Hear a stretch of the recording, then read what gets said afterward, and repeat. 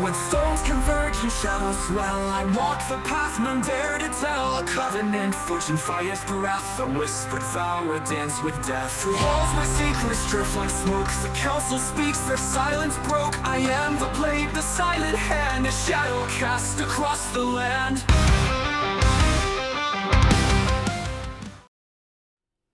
Hello, everyone, and welcome back to the Ashen Insight Podcast, our weekly podcast where we're talking about all things Ashes of Creation. This is episode 4. We're going to be talking about the previous weekend's Alpha 2 testing. Currently, we are still live in the Alpha 2 testing. With our most recent information, Stephen is extending the testing until tomorrow at 5 p.m. Pacific. So with that being said, we're going to talk today a little bit about the changes, and in a consistent format, we're going to be talking about the changes that have occurred with each new weekend of Alpha 2 testing, talk a little bit about some node stuff today, as well as whatever else we feel like talking about. We've got Neo with us, as always, and Ethan returning back. Welcome back, brother. Thank you. Glad to be back. Sorry I had to take off last week, but super happy to be here. It's unacceptable. It's coming out of your pay. All right. So, What do we think? How did we're still in testing, but how was everybody's weekend so far? Really good. This weekend for sure, I've noticed a noticeable difference in stability alone, which has obviously kind of been their big push going into the last couple of weeks. It sounds like at least this weekend, every day at like 2 Eastern, could be a little off there. They're saying, hey, we're going down for 2 hours, maybe less, because we're just working on stability, working on consistency.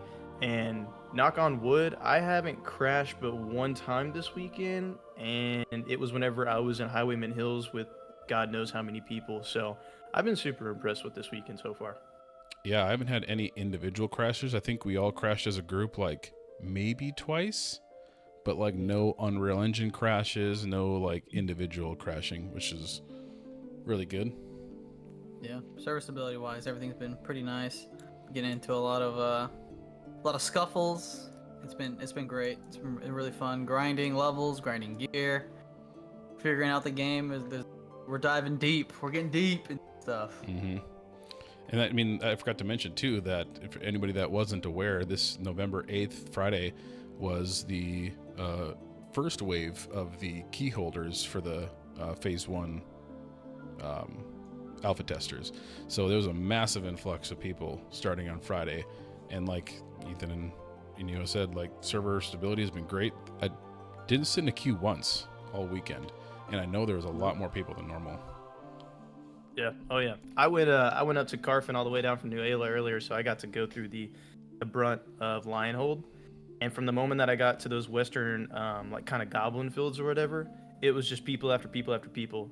And I don't know how many of that was just maybe guildmates looking to catch some of their newer guys up, because I'm sure that was probably part of it. But I definitely got to see a lot of new faces, and there was a good chunk of people that bought into the game a little bit later on than maybe some of us did. So Super happy to see that, just because it's a good sign that, from like a marketing perspective and just getting the game known and things of that nature, they're really pushing it, and it feels good. Oh yeah, agreed. There's definitely a lot more guilds popping up. They're coming up out of nowhere. Names I've yet to recognize. I haven't seen in the Ashes recruitment page nor the Fire Discord.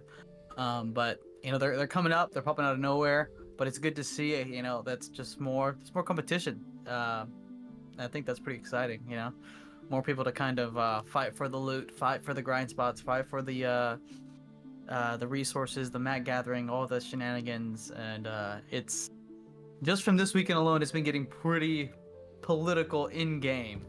On a lot of stuff. When it comes to the PvP conflicts, when it comes to the mayoralship, in terms of working with other guilds, buildings, etc. It's getting interesting. It's getting fun. I'll tell you that. Busy though. It's a lot of busy work. And that's wild to me. Like, I've never played a game where politics or like diplomacy has really been a major aspect in the actual game itself. Like New World, there was a little bit at the beginning with the different I forget, were they mayors in New World as well? I don't remember what they were called, but like the people that controlled each node. There's a little bit of that in there where you'd have to like talk to other people and stuff like that. But this has been, I mean, to the average person, the average player, you're not really seeing it much at all. But from a higher level position where we're guilds working with other guilds and nodes working with other nodes, there has been a lot of politics and a lot of requiring a lot of DMs. yeah. There's a lot of tact that is required too, because you can't just blow people off. You gotta handle situations carefully if you want to maintain good relationships, which is super cool. So yeah, there's a lot that's going to be required of guild leaders and node leaders as well. What do you think, Neo? I don't know if you can share with us any public information regarding like what you and the other mayors have been talking about recently, but how about just like a general oversight of like server health or well-being for the realm as far as what mayors are doing? We were trying our best to try and get the buildings built to focus on one tier 3 item, whether that be light armor, weapons, heavy armor, whatever the case. It started boiling down to light armor because that's one of the most scarce items in the game at the moment. Is mage gear. Really, anything light armor is usually focused around some kind of mage or magic casting, anything. So that was our big focus. Where like we can get everything from drops, or we can craft stuff that's decent and whatnot. It's just the light armor stuff's the most difficult. So we started trying to focus around that, and as we sat around for like 45 minutes trying to just see what buildings can go where, in what node, with what's currently up at the moment, and what resources that is going to be the easiest to try and do and try and min-max efficiency. It just boiled down to this is going to be we're stuck in a rock and a hard place. It's too much. With the nodes that what we have, we'll bottleneck ourselves so hard just for light gear that everybody else on the server is going to suffer because of it, just because of one thing we're going to try and chase. We lock out 6 other things.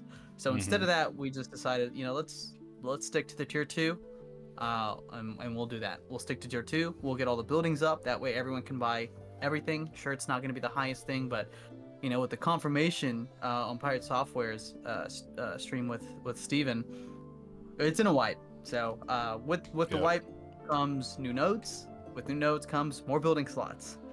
Sure, there's going to be some vassaling going on, so we'll start to see the node system in full effect. I'd say full, but in its most updated form of it doing what it's supposed to do in vassaling. So that's going to be interesting to see.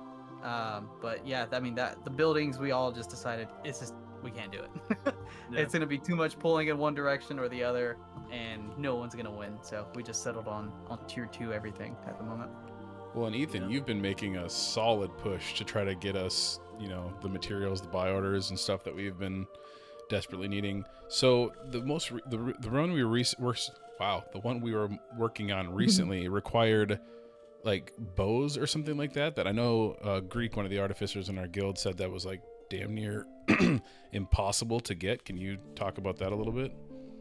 Yeah, so specifically what he was talking about was some Sanctus bows, which was part of the citizen contributions that would take place following us actually completing all of our buy orders for that building. So if you don't know, you put out some buy orders, which essentially gives you the resources to actually create a building. And then once you get that part done, it goes into a construction mode. And then from there, you have what we've been calling citizen contributions. I'm not sure if that's a specific name or not, but it's where you go and essentially just deposit some raw resources afterwards during a period of time. And then ultimately you get your building. And part of those citizen contributions for the building we've been working on, the cookhouse, is 120, I believe, Sanctus bows, which currently the only way that you can get those is by farming them as a very rare drop from specific mobs in a specific area. You are able to craft them, but you first have to get a rare recipe drop. And then in the current version of the game, we would be forced to have some kind of journeyman building I forget whatever skill it is to actually create the bow. But it's essentially, and I think even technically, impossible in the current state of the game. We actually reached out to Steve and he told us to bug it. So we've quite literally been gated by a bug, which kind of sucks. Even whenever we got the hide works up, we had people that was sending us screenshots in a panic because there was like this invisible box, like a cube, that went around the hideworks where people couldn't actually get in there unless they somehow like vaulted on top of this invisible box and then logged themselves out and clicked unstuck. So it made it a huge hassle, which kind of leads us into a little bit of a next point here. Something that Neo can touch on a little bit more as mayor, but it's going to be public information at some point, so kind of learn from our mistakes, so to speak, and hopefully there's some people that are in the virus server that can kind of learn from this mistake as well. But we put all these buy orders out for these buildings, hoping that we would get some money back based off the taxes that people actually had to pay to use those buildings, hoping that we would kind of profit off of putting out these buy orders and building up these buildings. Obviously, we kind of got gated by those bugs that I was talking about, but we've also kind of learned a couple of ways that we could have saved some money along the way, which I don't really mind to talk about now. But, talking to Neo, we're kind of limited with what we can actually do, having mayoralship within, your guild or whatever it is. For these buy orders that you have to put out, you essentially get 3 different things that you get to set. You get to set the duration in which the buy order must be completed within, the requisition slips, as we've been calling them. It's a little node currency that you get. You can purchase items in the requisition agent shop. You can set those up to a total of 10, I believe. Neo, correct me if I'm wrong. And then also the third, what was it? Drawing a blank on The time. You said the Time? date, the node bucks, the time, and then what else was it? The last thing there. I'd have to launch the game and probably pull up the node thing. But it would probably be the was it the contribution? I forgot what it was. Yeah, I forget too. But essentially, what we learned is Neo has the ability to actually see what resources will be needed from those buy orders without completing a buy order and pushing it out to where citizens of that node can actually see those buy orders and what materials are required within their interface. So what we've learned is mayors, specifically ones that have good sources of communication that maybe aren't necessarily in the game themselves, or are, because there is going to be a city chat and things of that nature, Neo can actually tell people, hey, we want to do this buy order in order to get X building up.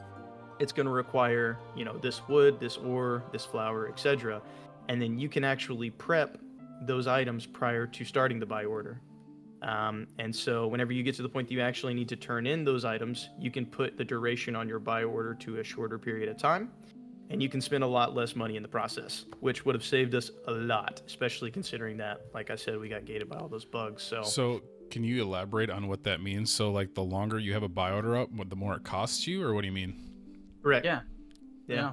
So let's say if I think it starts out as 2 days, I'm pretty sure. So if you want to do a buy order, right? It says, all right, cool. Everyone's getting 1 node buck. This is gonna be out for maybe a day and some hours.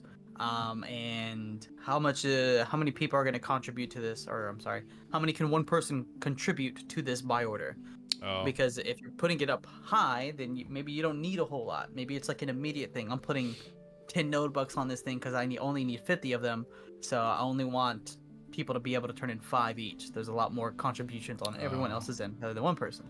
So when you increase the slider of how much we need, that right there turns up the gold value a lot. When you turn up how many days you want this thing to run, that turns up the gold value even more. I forget what the third one is, but there's one more variable that adds into another gold value and in turning making it more expensive for the node to just push out a buy order. Cool variances to it though is, let's say I want to push out a buy order for preserved food. Every building right now needs that. So for preserved food, instead of just doing, blackberries and I don't know, whatever carcasses of some sort. Well, instead of that, you can do the easier things. Right now, people are going AFK fishing, so you can change some of the materials that are needed. Well, I don't want blackberries. I'm gonna get the Sanctus jelly or whatever the heck it's called, sauce. That costs these 2 items that are a lot more easier to get in comparison to the other thing. And instead of grim carcasses, I'm gonna do fishes because you can just sit and AFK fish. And so that alleviates a lot of the the grind set to getting that stuff done, because it's a struggle. It is a Yeah. freaking struggle. Yeah, some of those are rough. Like the Grem carcasses is like, oh my god, those are such a pain. I don't ever want to do that again. I think you're really gonna see which mayors are good mayors based off of their communication, which we already knew, right? That sounds a little bit cliche, but seriously, I don't think we knew how serious it was, because if Neo could have told us the week before, had we known the systems and things, like we're gonna need Grim carcasses, and I believe it was Raven carcasses that were holding us up Yeah. the week before, we could have went ahead and started prepping those carcasses, because you can gather the resources before the buy order's out. You only have to have the buy order active so that you can actually submit them. So, if your mayor, in the future was to tell you, hey, Monday through Friday, we're going to gather X ingredient, and on Saturday and Sunday, I'm going to put up a cheap buy order for everybody to turn them in, you get the same outcome. But because you communicated with your people, you got to use a lot less gold to actually push out those buy orders. And now that opens up the ability for you to put out even further or more buy orders so that you can continue to construct your buildings. So it's going to be a big factor in some of these nodes that either do or don't progress. Sure. Now, Yep. I'm trying to find it here real quick. I thought maybe we could post it in here as like an infographic. But Neo, you had put a chart in one of our chats. I'll have to find it here. Do you care if we share that? It was showing basically for the node, if you want to select, let's say, blacksmith building, you would have like armor smithing, weapon smithing, and what was the other one? I can't remember what it was, but they each had like lines coming from them that would then show you like the prerequisite building that you would need to build with it, like weaving. And do you know what I'm talking about? I think. I swear you put it in our officer chat, but I'm looking back through. It was today, and now I'm not finding it anymore. So I don't know if you got rid of it or. I don't think. I think I sent it to Greek. Greek maybe showed you it. Oh, that's right. Yeah, you're right. Yeah, yep. It was Greek. Yep, he sent me that.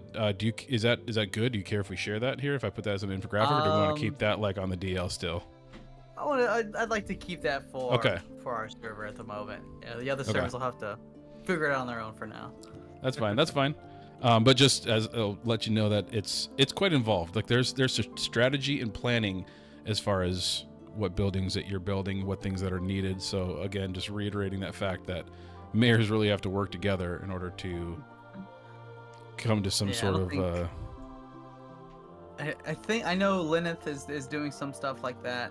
Resna, RIP, they're not doing anything when it comes to buildings. I've heard.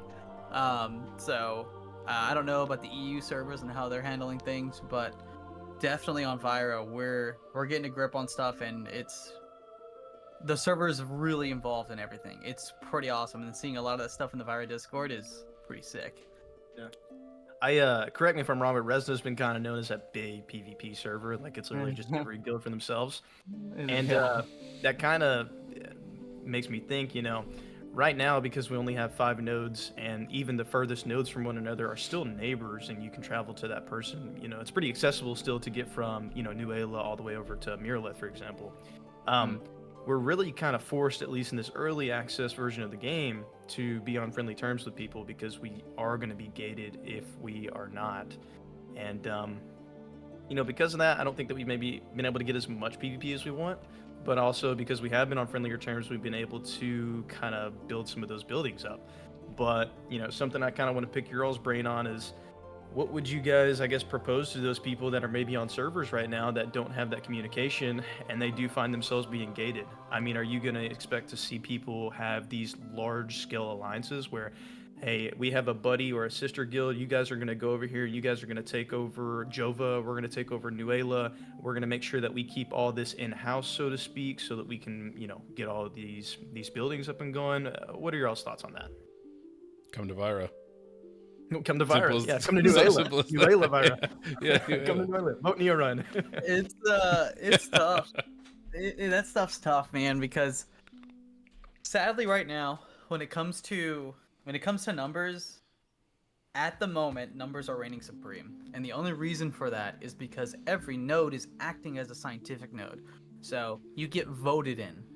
Yeah. So no matter what node you go to, whether it be because you'll hover over the node and it'll say, "Oh, the divine. This is an economic. This is whatever." It's not the case. They're all just academic nodes. And so with scientific/academic nodes, you just vote people in. So if you have more people than anyone else, you won. And so it's just it just tailoring to Zergs at the moment, which really sucks for an Alpha 2, to be honest. Because all it takes is just one big group to gather, as you can see on Resna. A big guild just split themselves up and started taking over towns because they have the numbers to do so. And what are you going to do about it? Nothing, because you can't do anything. And so if they don't put anything up for buildings, buy orders, or anything like that, well, guess what? Sucks to suck. Go find the one or two other nodes that actually might have a guild there. It sucks. It really does. But once again, diving back, going into the Steven route here, it's a test. It's all alpha. Right. It's gonna be fixed at some point. Phase 3, we're gonna see this thing really fleshed out and evolved. But every week has been freaking nuts with the updates they're pushing out in the patches, the bug fixes, the corruption system. It's wild. So, do you think that there is going to be any sort of mitigation for these mega guilds or these, servers that house individuals like, hate to throw the name out there, but like, the Asmongold's and the Pirate Softwares, where they're going to just have a massive following where they can have 5, 6, 7 guilds worth of people and just completely dominate a node, or not a node, but a server? Honestly, no. So it's hard to say. So I say no, but only in terms of like open world, a majority of everybody else's gameplay, because what's to stop them from taking over an entire area? Like, let's just say all of the ruins of Cephalon, it'll just be crawling with them. And if they're all guilded up, if they say, hey, if you don't see anyone with this guild X name onto them, kill them on sight.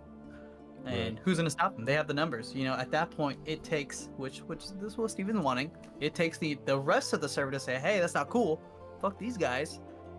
Hey, guild number 1, 2, and 3 that we're all kind of friendly with each other, let's get together and screw these guys over. They're being assholes on our server. Let's band together and screw these guys up.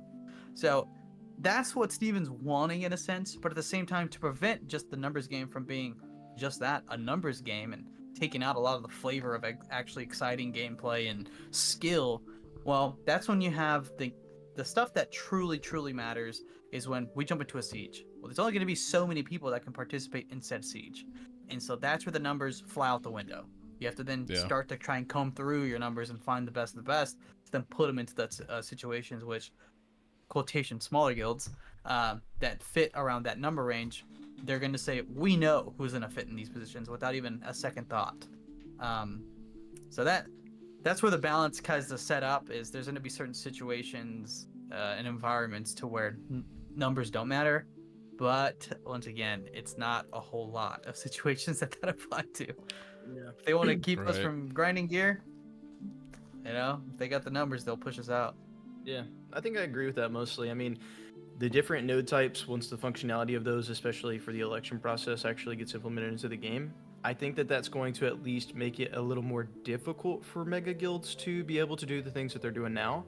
But I still think that because of that influence that they have just in the open world, they're still going to be able to do that.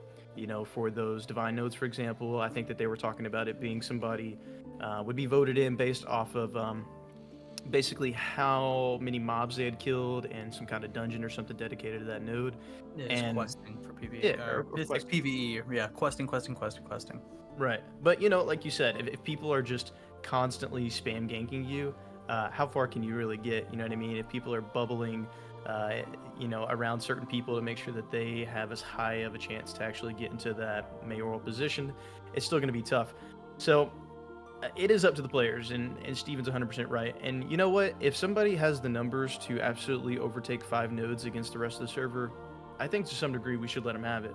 But what I hope to see is maybe more established guilds such as ourselves, who have that 200-ish amount of players or so, that aren't too large.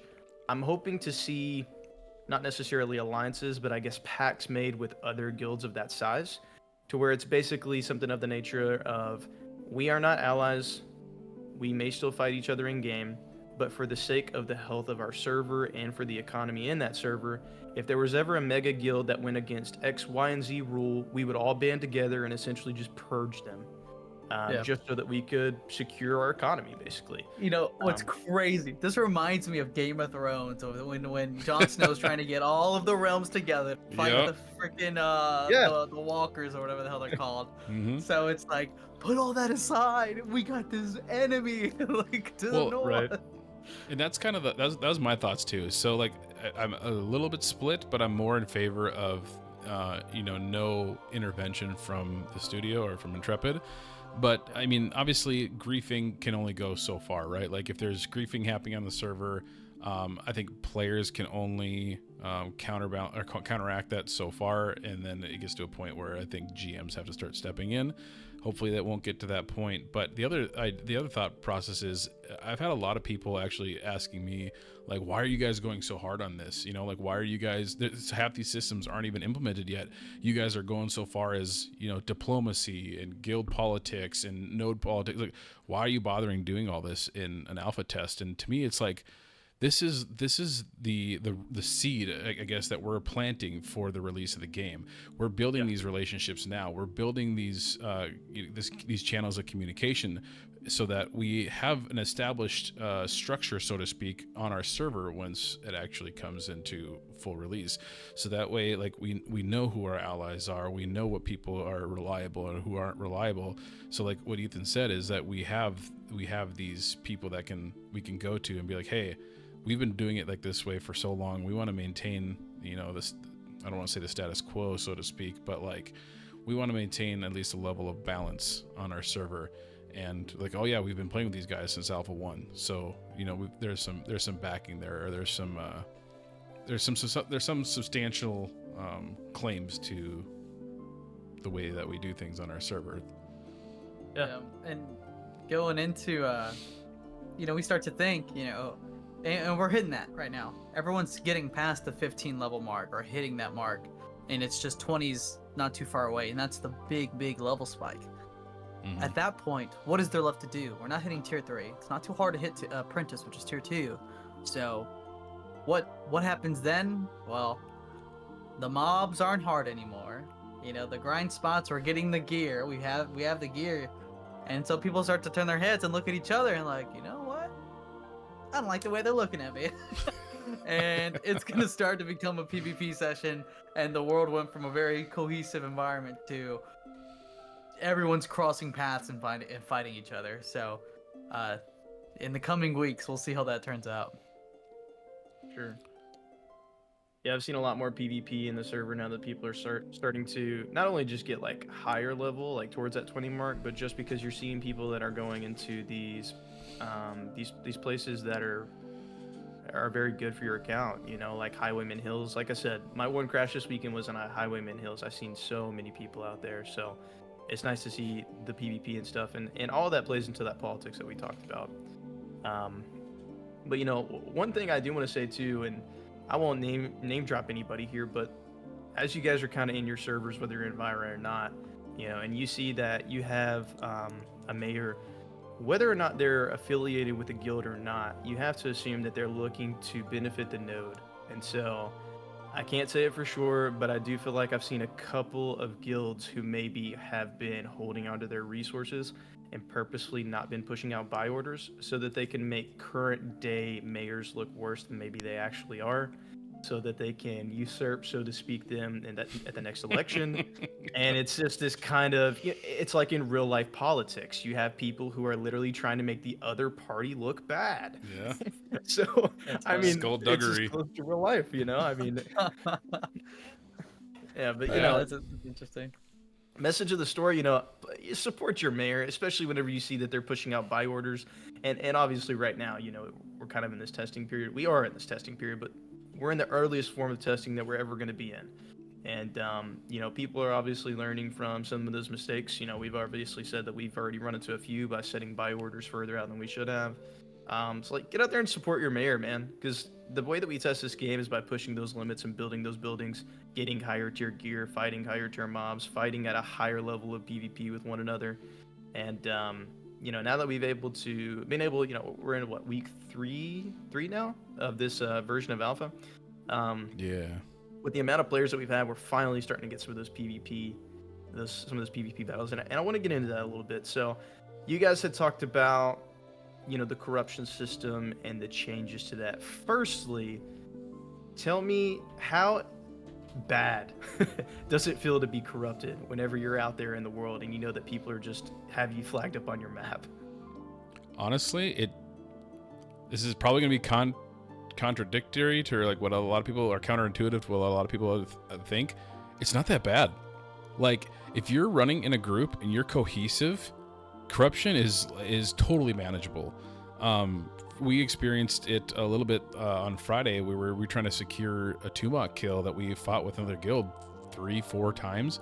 A couple of our members got corrupted, and they made the changes to prevent, the cheesing of the corruption system, meaning that you can't take off your gear anymore to prevent it from being dropped. You can't open trades with people anymore to prevent losing your gear when you're corrupted, so you kind of have to deal with it. But what we've found ways to manage with that, and as long as you got a group that's cohesive, if you have a corrupted player and somebody goes down, your group members can run over there, grab their gear real quick before the enemies have a chance to lose it.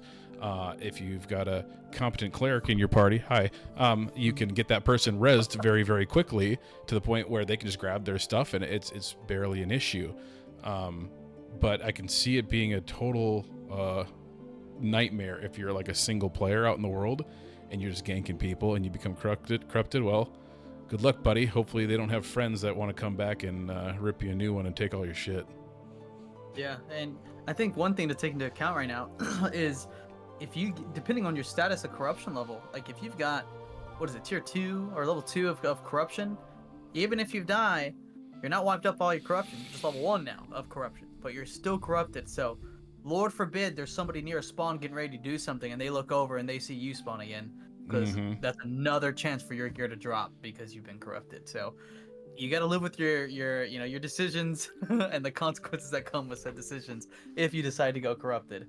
So it's a fun system to try and look at the moment, but at the same time, it can be used in a unique way, because there was at times that same group, they would just run up to us and they'd sit there for a second. They'd shoot, they'd like act like they're doing something, and we'd immediately go and attack them. But they're shooting the mob or whatever the hell we're contesting Tumok, and they have yet to flag up. So when we attack them, we're going to all go corrupted. So it's like, oh, okay, well, now we're the bad guys because we're killing them and they're not flagged up. So it's when they come back again and they're gonna try and fight this time. Well, they know we're gonna drop a gear. Hopefully it's not a weapon.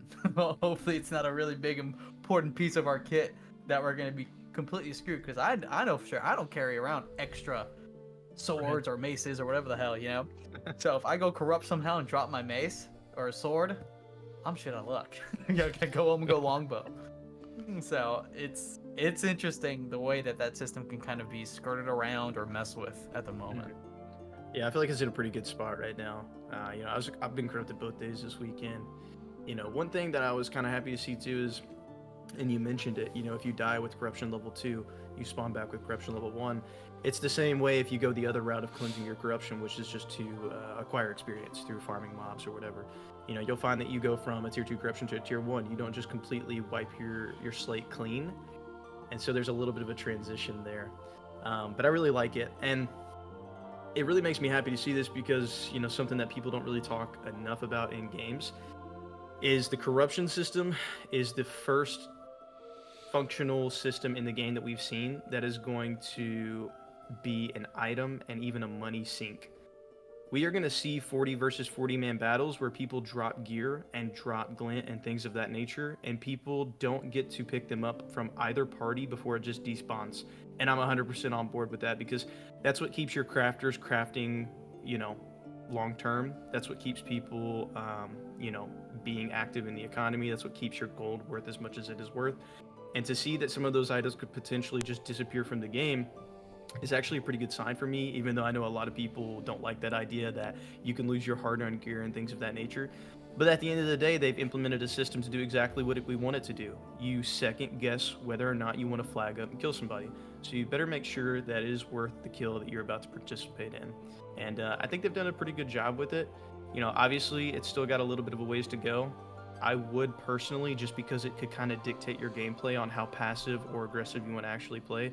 I would like to see some kind of indication on the UI that actually tells me how much more experience do I need to farm to cleanse this stage of the corruption.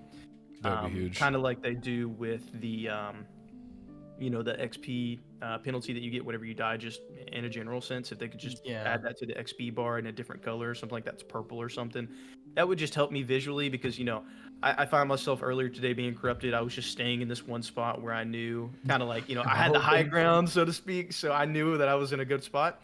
But also I was kind of dipping into, I wasn't being as productive as I wanted to be because I was being a little bit more passive. And if I knew that I was kind of coming up on more of those thresholds to kind of D-level or D-stage my corruption, it would just help me it would just give another complexity or another level of complexity to PvP in the game in a general sense. So I think that they've made good changes so far. I do think it needs a little bit of work, but I like what we're seeing.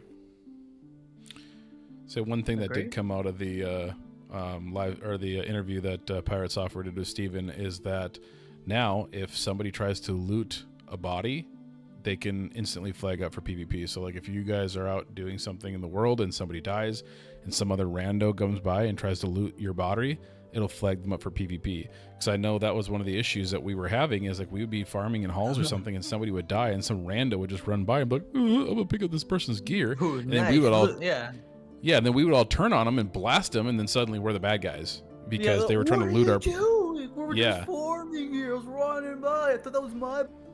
Yeah, well, right. Get fucked. So now when they pick up that piece of gear or they loot that person's body, it's gonna flag them up, and then we'll be able to attack them without penalty. Yeah, and right now it's a guess on which one's my body in this pile of shit that we just got AoE'd in. Well, I don't fucking know. I'm just gonna go click. If I don't see that my stuff immediately be picked up, then I know it's not mine. But you gotta go through every single pile of whatever. So it's Lord forbid, you and a different party wipe close to each other, and you're like, fuck, was that right there or was that right there? And boom, the sparks go. So if they have an indicator of this is your body, it's the gold swirly stuff on top, or the sparks, or an arrow, anything to indicate this is your body, I think that'd be a lot more helpful to prevent some of the issues that start to come out of stuff that doesn't need to be an issue. Yeah, 100%. Yeah, PvP has felt pretty good this weekend. I'm liking what I'm seeing. This is really the first weekend. I've PvP'd on the other weekends just sparingly, but this weekend I've really had a lot of 1v1 encounters. I don't know how much of you guys have actually got to do like one-on-one fights, but they feel good, dude. Like they get the heart pumping just a little bit. And that's what I look for in a game. It gets good. For all my Tarkov enjoyers, when you're hearing those crunches and somebody's close by, it's like that heartbeat just fucking thumping. I live for that. I live for those moments, man. Yeah. So I'm super happy to have this in this game, and the fact that our gear and stuff can be on the line, it just makes it all that much more sweeter. So I'm very impressed with it so far. Yeah, same. I mean, we were doing a group PvP thing the other day, and somebody afterwards was like, "Man, I got the shakes from the PvP." I get the adrenaline running, but it's like, dude, you're not storming D-Day. We're playing a video game. But dude, first impressions. We talked about it with politics. It's the same in PvP. You do not want to be the guy that gets shit on every time you get in a fight. You want to come out swinging. So I get it. 100%. Well, awesome conversation. I think that's a lot of really good info from this last week's testing. And I did want to mention before we wrap up here that I mentioned at the beginning of last week's episode that we'll be consistently uploading videos or podcasts every week regarding the previous week's/weekend's testing, and then sprinkling extra videos here and there. So again, just keep an eye out on the channel. If you're subscribed, you should see those notifications pop up. But it will probably be something like, maybe like Ashen Insight specials, we'll call it, videos that are not specifically related to the testing, but maybe just topics that we want to talk about. But like always, I'll put the links down to the relevant Discords down below. So if you're a Vira player, come and join us on the Vira Discord. I think we almost have 1,000 people almost there, in man. That Discord now. It's insane. Yeah, lots of people. Yeah, lots of people on the Vira Discord. So join the Vira Discord. If you're interested in joining the guilds, we're having tons of initiates recently, people that are joining the guild. You can join the guild as an initiate or an associate of ours, as well as check out the website. We're going to have some cool stuff posted on the website for content that we've been doing the last couple of days, and the big one is kind of getting to some spots in Carfin that we never got to get to before, and it's super cool, very cool stuff. So stay tuned for future episodes, and yeah, thank you everybody for watching. We'll catch you next time. See you, everybody.